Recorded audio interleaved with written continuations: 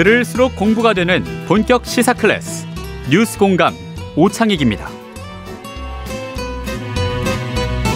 네, 화요일의 고정 코너 정치의 미래입니다. 두 분 모셨습니다. 손수저 리더스클럽 대표 임세은 청와대 전투 부대변인입니다. 어서 오십시오. 네, 안녕하세요. 네, 잘들 지내셨죠? 네, 밖에 눈이 오더라고요. 네, 그 뭐 한방 눈이고 예. 황사가 많이 묻어 있으니 굳이 눈을 맞지는 마시라 이런 예보가 쏟아지고 있습니다. 하여튼 퇴근길 운전하시는 분들은 조심하시기 바라고요. 모처럼 눈이긴 한데 좋은 눈이었으면 좋겠을 텐데 좀 아쉽습니다. 정치의 미래는 두 분이 골라온 말을 주제로 토론 이어가는데요. 먼저 음성 하나 준비되어 있습니다. 한번 들어보시죠. 윤석열 정부가 효율적인 국가 운영을 위해 최소한의 직계 개편을 요청한 정부 조직법도, 윤석열 정부의 국정 운영 방향이 담긴 첫 민생 예산도, 윤석열 대통령이 대선 당시 공약한 개혁 과제가 담긴 법안도 모조리 거부하고 있습니다. 오로지 정권 발목 잡기와 정권 흔들기뿐입니다. 이것이 대선 불복 아니고 무엇입니까? 이 발언은 국민의힘 장제원 의원, 윤핵관이라 불리는 분의 발언인데 방금 목소리는 어떠셨어요? 방금 목소리 성우분이 대독하신 것 같은데요. 아니고요. 저희 담당 PD의 목소리가 이렇게 통화방송의 역량을 보여줍니다. PD, 기자들 목소리가 뭐 기가 막힙니다. 장제원 의원스럽지 않은 목소리라 깜짝 놀랐어요. 네. 장제원 의원 입장에서 굉장히 반겨할 만한. 이 단어의 이 무게에 대해서 이게 다 녹은 것 같아요. 네. 네, 목소리로. 우리 임세은 부대변인 이 발언 고르셨는데요. 그 이유는 뭔가요? 일단은 장제원 의원이 이제 2인자는 한 명밖에 될 수가 없다라는 것을 계속 어필을 하고 있는 것 같습니다. 네. 윤석열 대통령께요. 그래서 계속 이제 뭐 관저 정치하면서 서로 밥 먹겠다고 뭐 줄도 서고 왜 나는 관제 초대하지 않았냐 등등 당권을 위시한 걸로 이제 여러 가지 윤핵관끼리의 또 싸움이 일어나고 있는데요. 지금 근데 장제원 의원이 뭘 말만 하면 자꾸 뭐 정권 발목 잡기고 흔들기고 대선 불복 이야기를 하시는데 지금 사실 국정조사를 합의해서는 안 됐다.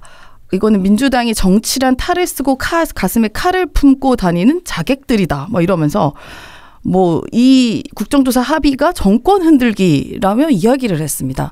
근데 이 국정조사 합의는 애초부터 유족들의 강한 요구로 인해서 시작되었던 것이고 많은 국민들께서 이 수사가 믿을 수 없기 때문에 왜냐하면 이상민 장관 방도 압수수색 전혀 하고 있지 못하지 않습니까? 그래서 이 국정조사를 통해서 과연 정치적 도의적 책임이 어느 사람한테 있는지를 좀 낱낱이 밝혀보고 싶었던 이런 시작으로 시작된 건데 그냥 이게 통과됐다고 했었으면 안 됐다. 이게 국정 흔들기다. 아니 왜 이게 국정 흔들기인지 모르겠습니다. 그리고 일단은 지금 윤석열 정부의 국정 운영 방향이 담긴 민생 예산이나 공약 개혁 과제 법안도 모조리 거부한다 그러는데 저 솔직히 물어보고 싶습니다. 윤석열 정부 국정 운영 방향이 뭐죠? 청와대 용산 이전인가요? 저는 기억나는 게 하나도 없거든요. 여성가족부 폐지 요거 있겠죠. 근데 여성가족부 폐지는 오히려 이번에 예산이 더 증액됐습니다.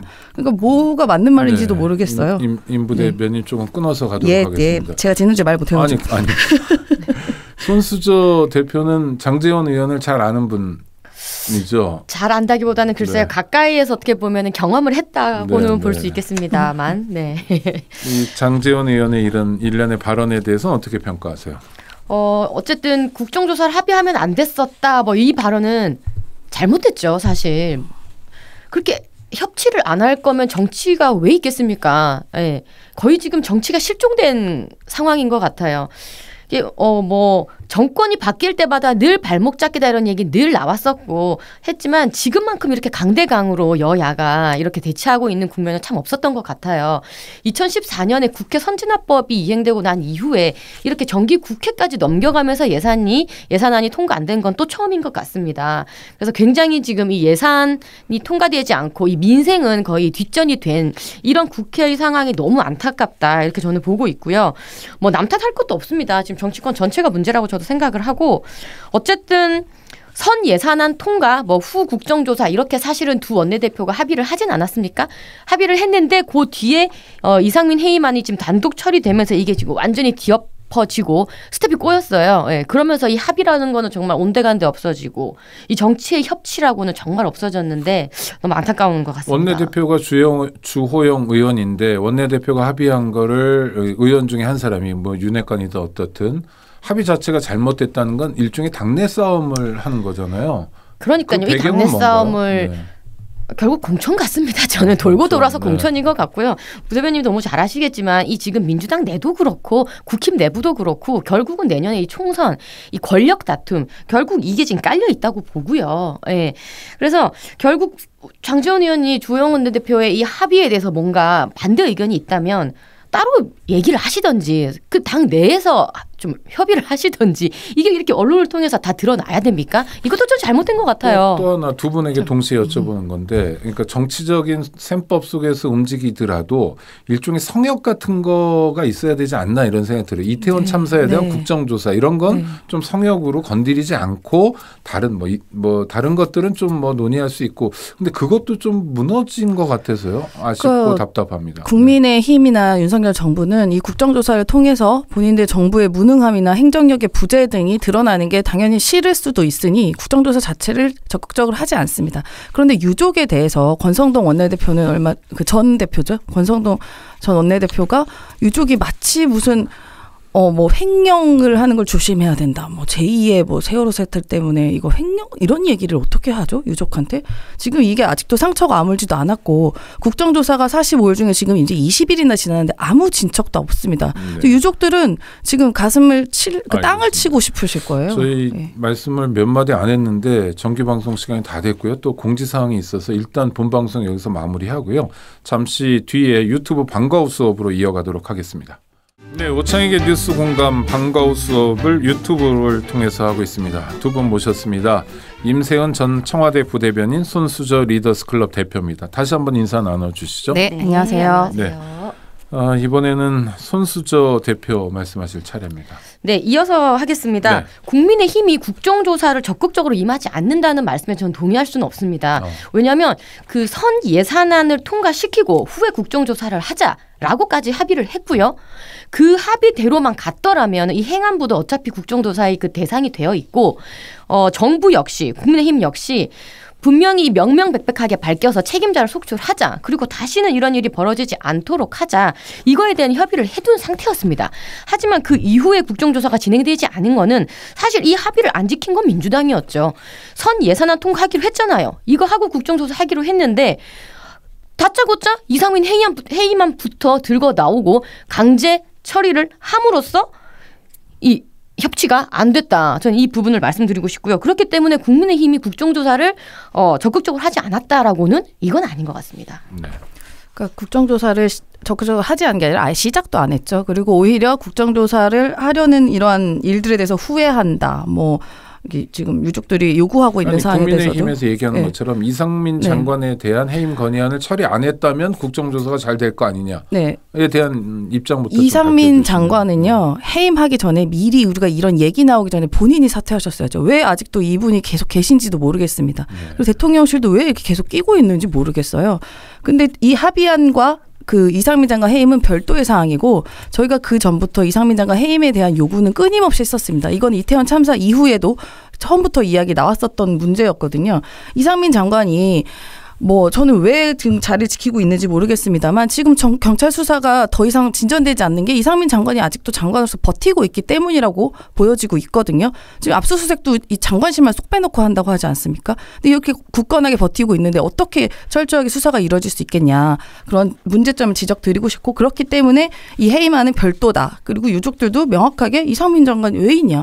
그리고 왜 그 이후에도 너무 말도 안 되는 이야기를 많이 해요. 그러니까 그 참사 이후에도 이게 일어나지 그 경찰이 많았어도 일어났었을 거다라는 얘기부터 시작해서 그리고 얼마 전에는 그 유족들 리스트가 있냐고 물었더니 없다고 엄청 감정적으로 약간 화를 내면서 아니 없는데 자꾸 물어보면 있다고 생깁니까? 이렇게 말을 했는데 거짓말이었죠. 명단이 있었습니다. 그리고 어떻게 1대1로 공무원이 나와가지고 보살펴드기로 했는데 명단이 없이 어떻게 하죠? 허공에 당하나요? 그러니까 말도 안 되는 얘기해서 이건 차고 넘칩니다. 해임은. 그러니까 많이 늦은 거죠. 사실 그게 이제 이걸 그래서 연결이 되는 건 아니다라고 저는 진작에 그만둘 사람에 대해서 해임 건의를 한 거다. 손수저 대표님. 네, 그렇게 의견은 제시할 수 있겠지만 그렇게 해임하는 별도의 문제다 이렇게 해버리시면요. 사실 이 합의라는 걸 왜 합니까? 정치에 이 각 당의 원내 대변인은 왜 있는 겁니까? 아니 합의에 이상민 장관 얘기는 1도 들어가 있지 않아요. 아니죠. 선 예산안 통과하고 그 다음에 국정조사를 해서 책임이 있다면은 얼마든지 처벌하자. 그리고 대통령도 책임이 있는 사람에 대해서는 분명히 그 법적인 처벌을 지게 하겠다고 얘기를 했고요. 또 하나는 법적인 책임, 이를테면 형사상 범죄를 저질렀냐와 정치적 도의적 책임은 또 별개여서 그런 그렇죠. 네, 논란도 있는 것 같은데 우리 또 많은 분들이 그렇게 도의적으로 왜 책임지지 않냐 이렇게 말하는 거에 대해서는 충분히 그렇게 의견이 있을 수 있다고 인정합니다. 하지만 제가 짚고 넘어가고 싶은 것은 이 정치의 합의라는 거 그리고 절차상의 문제라는 거를 서로 그렇게 하기로 합의를 했으면 그렇게 가야지. 왜 갑자기 이 예산안 통과는 지금 다 뒷점되고 회의만부터 지금 강의 처리를 하시냐 이거죠. 알겠습니다. 아니 예산안 통과. 그래서 저희가 시간을 대충 정해놓고 해야 되는데 지금 이렇게 하면 요 하나 가지고도 그렇죠. 아주 긴 시간 얘기를 해야 되는데 일단 여기서 마무리하고 또 청취자들께 맡겨드리고요. 중요한 현안이 또 있습니다. 서해 공무원 피격 사건인데요. 아주 중요한 현안이 됐습니다. 지금 이것 때문에 서훈 전 국정원장 이 구속된 상태이기도 하고요. 일단 한번 녹음 들어보시죠. 대통령님, 제 아버지 성함은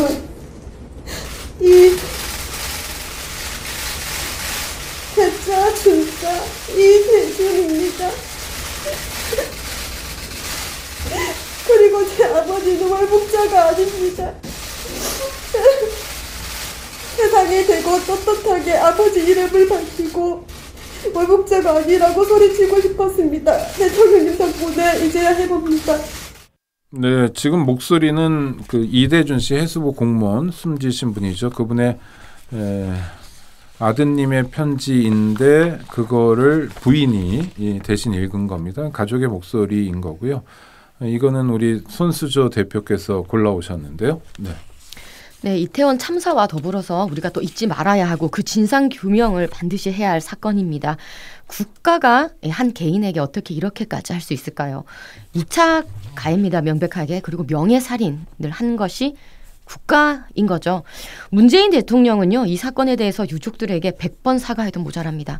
그런데 이 선 실장이 얼마나 훌륭한 사람인지를 지금 문재인 대통령이 이 사건을 접하자마자 SNS에 올렸어요. 국가는 그 당시에 이 이대준 씨한테 정신 이상자의 도박 빚이 있어서 월북했다. 이렇게 발표를 했지만 정신 이상자도 아니었고요. 도박 빚에 대한 그 액수도 잘못 알려졌고요. 월북도 아니었습니다. 그렇기 때문에 이런 사건 정말 다시는 없어야 됩니다. 국가가 개인에게 이렇게 하는 일은 정말 없어야 되고 그렇기 때문에 총책임자였던 그 문재인 대통령의 사과 반드시 필요하다고 얘기하고 알겠습니다. 싶습니다. 그 두 개의 음성이 더 있는데요. 당시의 해경의 발표인데 한번 들어보시고 또 토론 이어가도록 하겠습니다. 실종자가 항해사로서 연평도 주변 해역을 잘 알고 있었던 점, 그리고 표류 예측, 분석 결과 등을 종합하여 볼 때 실종자는 월북한 것으로 판단하고 있습니다. 평소 재무 등으로 고통을 호소했던 점, 국방부 관련 첩보 등을 종합하여 볼 때 자진 월북 가능성을 배제할 수 없어 관계자 등 상대로 상세하게 조사를 진행해 나갈 계획입니다. 네, 청취자 여러분 두 사람의 목소리를 들었는데 앞서 목소리는 윤성현 당시 해양경찰청 수사정보국장이고요. 두 번째 목소리는 신동삼 인천해양경찰서장의 목소리입니다. 2020년 9월 29일 또 9월 24일 브리핑 내용인데요. 2년 전에 비해서 또 해경의 입장 자체가 바뀌었다. 이래서 정략적 접근 아니냐 이런 얘기도 있는데요. 네.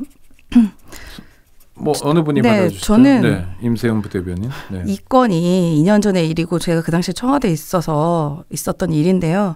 뭐 저는 그거 고의 정보를 접근할 권한은 없습니다. 그냥 다만 이제 그 안에 있었던 이런 분위기나 이런 회의 내용들이나 이런 걸 토대로 저도 기억을 이제 한번 되새겨 보는 것이고요. 지금의 정보와 그때의 정보가 혹시 달라진 게 뭐가 있나요? 저는 없는 걸로 알고 있거든요. 그렇다면 뭐가 달라졌는지 모르겠습니다. 그럼 그 당시에 국방위 회의가 비공개로 열렸습니다. 그래서 이 모든 SI 정보, 미국과 함께 공유하는 이른바 첩보 정보들이 조각조각 특수 정보죠. 그러니까 접근을 할 수가 없는 정보인데 이거를 국방위 회의에서 비공개 회의로 진행을 했었고 그 당시에 국민의힘 간사였던 거예요. 한기호 의원이 2번이나 언론 발표를 합니다. 월북이라고. 뭐 그럼 그때 상황과 이걸 뒤집을 만한 뭔가 다른 근거가 있냐면 CCTV라도 나왔나 물어보고 싶은데 그게 뭐가 달라졌죠? 그냥 정부만 달라진 거고 지금 윤석열 정부 시작하자마자 전 정부를 좀 길들이기 차원인지 뭐 이거 해서 자꾸 월북몰이를 하는 시도라 그건 전 볼 수밖에 없습니다. 그렇기 때문에 지금 뭐 계속 서훈 장관이고 이제 내일은 뭐 박지원 국정원장도 전 국정원장 소환한다고 하고 하는데 저는 모르겠어요. 과연 어디까지 갈 건지 모르겠는데 뭐 결과적으로는 가장 제가 건의드리고 싶은 거는 그 당시 국방위 회의록을 공개하시라라고 말씀드리고 싶습니다. 네, 조사를 해봐야 알겠지만 지금 법적인 문제가 되고 있는 것은 그거죠. 이제 문서를 폐기했다는 부분. 네. 왜 문서를 폐기했느냐. 이거는 범죄죠, 범죄. 법적인 처벌을 반드시 받아야 되는 것이고요. 그리고 그때와 지금이 달라진 것 조목조목 짚을 수 있습니다. 신발을 슬리퍼를 이대준 씨 건데 벗어두고 했다 했는데 그 슬리퍼 DNA 찾아보니까 이대준 씨 말고 다른 분 것도 있었고요. 도박 빚에 대한 이 액수도 잘못됐고요. 정신 이상자라고 그때는 우리가 정보를 알고 있었지만은 그 감정 소견 또한 알 수 없는 것이라고 지금 밝혀졌죠. 여러 가지가 지금에서라도 이 이대준 씨에 대한 이 잘못된 정보를 바로 잡을 수 있어서 너무나 다행인 것이지 네. 말을 잇기가 좀 힘드네요. 네, 그러니까 재수사 자체를 그러니까 또는 수사 자체를 하지 말라는 건 온당하지 못하다. 그렇죠. 만약에 지금 정부에서 주장하는 것처럼 이대준 씨가 억울한 일을 겪었다면 그건 뭐 딱 한 사람의 인권이라고 해서 그냥 넘어갈 건 아닌 거고요. 문제는 이제 실체적 진실을 얼마만큼 제대로 규명할까 할 수 있나의 문제인데요. 임세현 저는 그 문서 폐기 얘기하신 어떤 문서를 폐기했다고 하시는지 모르겠는데 그 당시 지금의 이제 국정원에 계신 분이 문서 폐기 없다고 증언하셨고 그거 보도를 찾아보면은 나옵니다. 문서 폐기가 아니라 문서를 너무 전방위에 붙어져 있는 거를 하나로 모은 거고 문서 원본은 살아있다고 지금의 국정원에서 지금 윤석열 정부 국정원에서 그건 확인을 해준 상황이고요. 그다음에 뭐 슬리퍼 도박 이거는 부차적인 문제죠. 가장 중요한 건 결국 첩보를 통해서란 그 정보 아니겠습니까? 그래서 저는 다시 권유를 드린다니까. 국방위 그 당시 비공개 회의록 다시 보시면은 거기에 답이 있지 않을까라고 생각합니다. 그러면 우리 손수조 대표께서는 이 사건이 결국 어떻게 흘러가야 되고 문재인 전 대통령 얘기도 많이 나오는데요. 네, 흘러가야 된다고 생각하십니까? 네, 일단 문재인 대통령 스스로 내가 최종 결정을 했다라고 시인을 했고요. 그렇기 때문에 이 부분에 대한 책임은 반드시 문재인 대통령이 져야 한다고 저는 생각을 합니다. 그리고 그것이 정책적인 판단을 왜 법적인 잣대를 들이대냐 이렇게 하셨는데 비단 이 정책적인 판단에 대한 문제가 아니라 저는 분명한 그 과정에서의 불법적인 문제가 있다라는 것을 집중 수사를 해야 된다 이렇게 보고 있습니다. 네. 문재인 대통령이 법적 책임을 져야 된다는 건 형사적 책임이겠네요. 네, 그렇습니다. 네. 법적으로 어떻게 적용되는지는 전혀 모르겠는데요. 이게 바로 윤석열 대통령과 문재인 전 대통령의 차이죠. 문재인 대통령은 아랫사람이 잘못했다고 아랫사람 갖고 계속 책임을 면하지 않습니다. 결국은 본인이 국가의 가장 국가 원수고 본인이 그 국정의 컨트롤 운영의 책임자이기 때문에 그런 모든 책임 행정 수반이기 때문에 그런 모든 책임들이 내가 책임져야 되는 문제라고 하는 거지. 윤석열 대통령처럼 법 책임, 누구 책임, 경찰이 잘못했니 10분 늦게 하니 이런 거 갖고 그렇게 책임지지 않는다. 여기서 저는 차이가 보여진다고 생각합니다. 우리 부대변인께서 생각하시기에는 네. 이 서해 사건이 문재인 전 대통령에 대한 수사로 연결되고 또 문재인 대통령에게 형사적 책임을 추궁하는 방식으로 갈 것 같으세요? 아니면 이 정도 선에서 종결될 것 같으세요? 저는 애초에 시작 목표가 문재인 대통령을 향했기 때문에 이 모든 게 무리하게 나온 게 아닌가 싶습니다. 그러면 문재인 전 대통령을 검찰에 소환하고 소환해서 포토라인 한번 세우고 싶어 하시는 것 같아요. 네. 그렇게 느껴지는 상황이 여러 가지로 이런 됩니다. 것까지도 하겠다는 거로 보이나요? 그거를 감당하실 수 있을지는 모르겠습니다. 감당이라는 건 윤석열 네. 정권이요? 네. 어떤 의미의 말씀이시죠? 뭐 제가 큰일이 난다고요. 국민적 저항이라는 오히려 거죠? 국민께서 이거를 공감하지 않으실 거다. 그야말로 이게 역풍일 거다라고 저는 생각됩니다. 이것도 굉장히 중요한 현안이 일종의 시한폭탄이겠네요. 하여튼 검찰이 앞으로 어떤 방향으로 가느냐에 따라서요. 지켜보도록 하고요. 문재인 전 대통령은 오늘도 뉴스의 중심에 있네요. 윤석열 대통령이 문재인 케어 폐기 선언을 오늘 했는데요. 저희가 고른 발언입니다. 한번 들어보시죠. 국민 혈세를 낭비하는 인기 영합적 포퓰리즘 정책은 재정을 파탄시켜 건강보험제도의 근간을 해치고 결국 국민에게 커다란 희생을 강요하게 되어 있습니다. 그래서 건강보험 개혁은 선택이 아닌 필수입니다. 건강보험 급여와 자격 기준을 강화하고 건강보험 낭비와 누수를 방지해야 합니다. 언론이 평가하는 것처럼 문재인 케어를 공식적으로 폐기 선언한 거다라는 건데요. 방금 들으신 바와 같습니다. 윤석열 대통령의 육성이었고요. 이 발언 어떻게 보십니까? 일단 손수조 대표부터. 네, 일단 문케어는 일단 로봇 수술이라든지 MRI 같은 2인실 그런 약간 비급여였던 부분을 완전히 없앴던 그 문케어였죠. 근데 이제 재정이 완전 없어진 겁니다. 이 보험에, 국민건강보험에. 어떻게 보면은 지금 2018년에 비해서요, 이 비급여가 되면서 이게 한 10배 정도 돈을 더 많이 쓰게 됐다고 해요. 어떻게 보면은 이제 우리 가정으로 치자면 한 달에 한 100만 원 정도 쓰다 이게 한 1000만 원 정도의 그런 이제 지출이 생기게 돼버린 거죠. 어떻게 보면요, 이 집에서 봤을 때 부모 세대에서 이렇게 펑펑 쓰면은 지금이야 좋지만 결국은 그것이 이제 자식 세대에게 빚으로 남는 것 아니겠습니까? 사실상 지금 국민 건강보험을 봤을 때 2018년부터 2천억 적자가 시작이 됐어요. 2천억 적자가 시작됐고 이런 적자의 늪은 점점 갈수록 더 심해지는 것입니다. 이 빚은 결국 우리들의 빚으로 오고요. 결국 우리 지갑의 문제로 올 수밖에 없습니다. 내년에 지금 건강보험료가 몇 프로대인지 아십니까? 7%입니다. 7%. 처음으로 7%대에 들어갔어요. 결국은 우리의 지갑에서 나가는 세금의 문제가 되는 것입니다. 그리고 이게 지금 증감률을 봐도요. 2.7%, 2.5% 정도가 늘었다고 해요. 문재인 정권 때 이게 5년 동안에 이만큼 오른 겁니다. 건강보험료가요. 박근혜 정권 때는 약 증감률이 1.1%였다고 해요. 그게 지금 2.5배나 는 겁니다.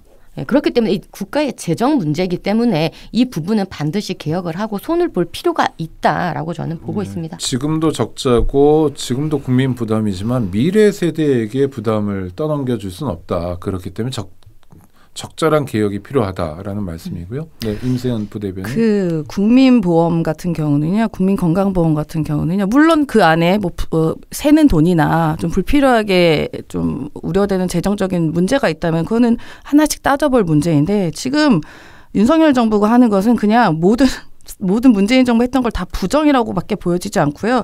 이게 재정이 없다고 그러는데 사실 우리나라 연기금이나 이런 거는 따지고 보면 세계 최고 수준의 안정성을 가지고 있습니다. 그리고 이게 지금 우리가 국민과 장사하는 거지 않습니까? 가장 기본이 되는 의료에 대한 기본 보장이에요. 그게 사회 보장이라는 거고 그렇기 때문에 국가가 있고 사회 복지 시스템이라는 게 있는 겁니다. 국민한테 이거 재정 늘려가지고 장사할 거 아니지 않습니까? 그러면은 따져보면 보건복지부에서 따지면 지난 2017년부터 2022년까지 문재인 케어를 통해서 우리 국민 4,477만 명이 약 21조 3천억 원가량의 이제 의료비 부담 경감 혜택이 있었습니다. 그러니까 1인당 평균 한 47만 원 정도의 혜택이 있었던 것인데요. 우리가 대부분의 국민들이 이런 의료 혜택을 다 받은 겁니다. 그리고 근데 특히 병원을 자주 가야 되는 어르신들 입장에서는 혜택이 있었겠죠. 그렇죠. 근데 물론 백화점식으로 쇼핑하듯이 아프지도 않은데 병원 가고 이런 것들은 건강보험에서 좀 잘 살펴보고 이런 거에 대해서는 좀 조정해야 되는 문은 있겠지만 우리나라 건강보험 보장률이 65% 정도 되고 OECD는 80%예요. 거기도 미치지 못하고 있다. 그리고 사실 이 건강보험이 없다면 그러면 어디로 가겠습니까? 적절한 이유로 미국 좋아하니까 미국을 한번 살펴보시죠. 한 달에 보험 보험료 얼마 들어가는지 아시나요? 병원비 얼마인지 깜짝 놀랄 수준입니다. 그래서 병원 못 가는 사람들은 여기가 찢어졌을 때 그냥 실로 바늘로 꼬맨다고 얘기도 나오지 않습니까? 이런 문제 때문에 우리나라 건강보험은 정말 전 세계에서 극찬을 했었을 만큼 매우 안정적이고 잘 운영되고 있어서 오바마 대통령이 그 당시에도 이 보험을 따라해서 오바마 케어도 매우 안착하기 위해 노력을 했었습니다. 그래서 그러면 돈 없으면 병원을 못 가야 되는지, 그러면 건강보험료를 이걸 뭐 재정이란 핑계로 낮추면 그럼 결국은 어디가 이득을 보냐? 사보험 시장이 커진다.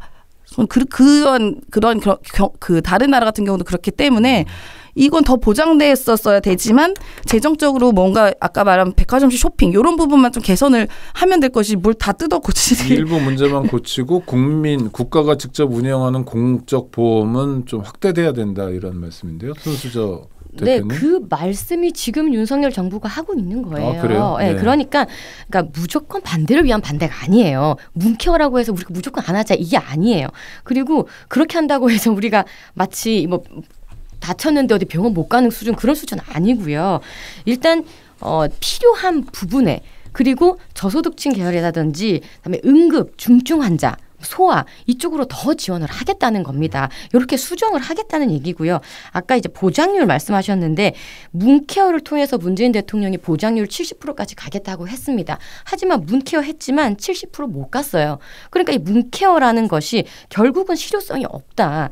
어떻게 보면은 순기능보다는 순기능을 원했었죠. 하지만 해보니 그 순기능보다는 손실이 크다는 판단이 있었기 때문에 개혁을 하자, 고치자라는 것이지 무조건 반대를 위한 반대는 저는 아니라고 봐요. 반대를 위한 반대는 아니다. 네, 그거는 이제 다 살펴보시면 결국은 노인에 대한 거 MRI, 그 국민들이 MRI 한 번 찍으면 예전에 막 1,000만 원 이렇게 들어서 찍지도 못했습니다. 근데 지금은 문케어 덕분에 그래도 매우 딱 그 실비에 가까울 정도로 그래서 많은 혜택을 받고 있고 뭐 예를 들면 투석 같은 것도 많이 도움을 받고 있다는 얘기도 있었습니다. 그리고 저희는 제가 청와대에 있을 때도 이 문재인 케어 덕분에 이제 의료비 혜택을 많이 받았다는 저소득층의 이런 편지도 굉장히 많이 왔었어요. 그래서 매우 실효성 있는 것을 그냥 개혁이라는 개혁 이름 말은 좋죠. 결국은 뭡니까? 사보험 좋은 일 시키는 것밖에 더 되지 않겠습니까? 네. 지금 윤석열 정부 하는 게 개혁, 뭐 유연화 하면서 사실상 지금 뭐 노동자도 최저임금도 없애고 이제 52시간도 하지 말고 일을 할 사람 100시간에도 해라 하는 게 그게 개혁입니까? 네, 알겠습니다. 나라가 뒤로 가고 있는 거죠. 최저임금은 헌법사항이라 한 정권에서 없애기는 어려울 것 같고요. 노동시장은 개혁한다고 하는데 하여튼 지금 두 분 말씀은 구체적인 개혁의 내용을 따져보자. 그리고 국민에게 유리한 거, 국민에게 도움되는 게 뭔지 살펴보자는 거고 그런 면에서 구체적인 토론이 오가면 좋을 것 같습니다. 두 분과 함께한 시간도 후딱 지나가 버렸습니다. 우리 손수저 대표님, 리더스클럽 대표님, 임세은 전 청와대 부대변인과 함께했습니다. 다음에 뵙겠습니다. 청취자 여러분 감사합니다. 네, 고맙습니다. 감사합니다.